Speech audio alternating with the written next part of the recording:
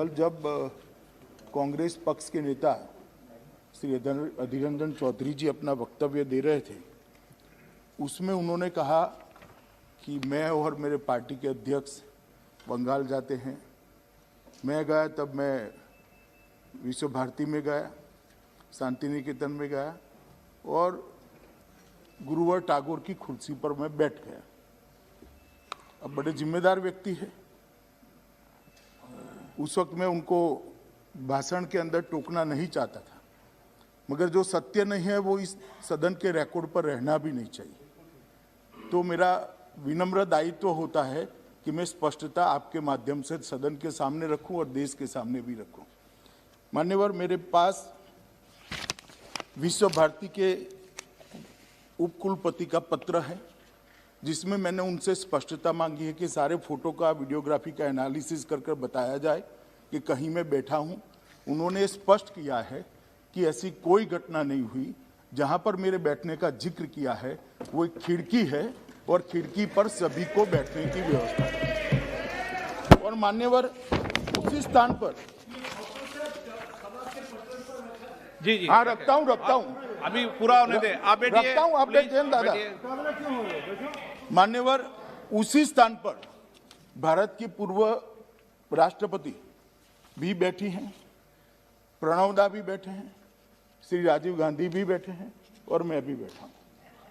और बांग्लादेश की प्रधानमंत्री जब आई तब भी उन्होंने स्मारिका के अंदर उसी स्थान पर बैठकर अपनी टिप्पणियां लिखी। मेरा इतना ही कहना है कि जब हम इस सदन में बात करते हैं तो बात करने के पहले तथ्यों को जांचना चाहिए, परखना चाहिए। सोशल मीडिया से उठाकर हम यहाँ पर रख दें तो इस सदन की गरिमा को क्षति होती है मान्यवर। मगर मैं इसमें इनका दोष नहीं देखता। उनका पार्टी का जो बैकग्राउंड है उनके कारण इनकी गलती हो गई। मान्यवर, मैं तो नहीं बैठा वो कुर्सी में, मगर मेरे पास दो फोटोग्राफ निकले हैं। श्री जवाहरलाल नेहरू जी उस कुर्सी में बैठे हैं जहां पर टागोर बैठा था। ये रिकॉर्ड पर है फोटोग्राफ। और दूसरा फोटो है श्री राजीव गांधी का, वो टागोर साहब के सोफे में बैठकर आराम से चाय पी रहे हैं। तो इसके कारण मान्यवर, इसके कारण उनके मन में गलतफहमी हो सकती है।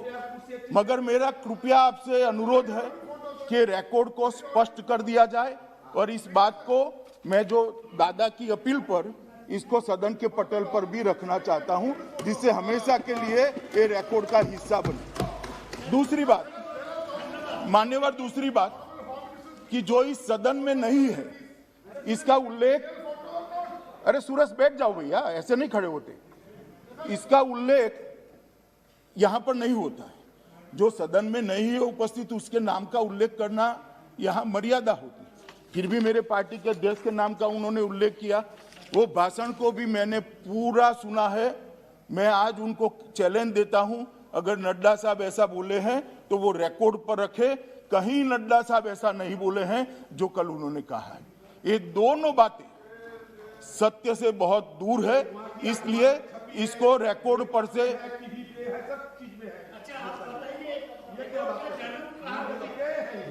ये आपसे दादा बैठिए, ये दादा आप टीचर बन जाइए, बाद में मैं आपका विद्यार्थी बनता हूं। मंदाकिनी टाइम्स की सभी छोटी बड़ी खबरों के अपडेट को पाने के लिए चैनल को सब्सक्राइब करें, साथ ही बेल आइकन जरूर दबाएं।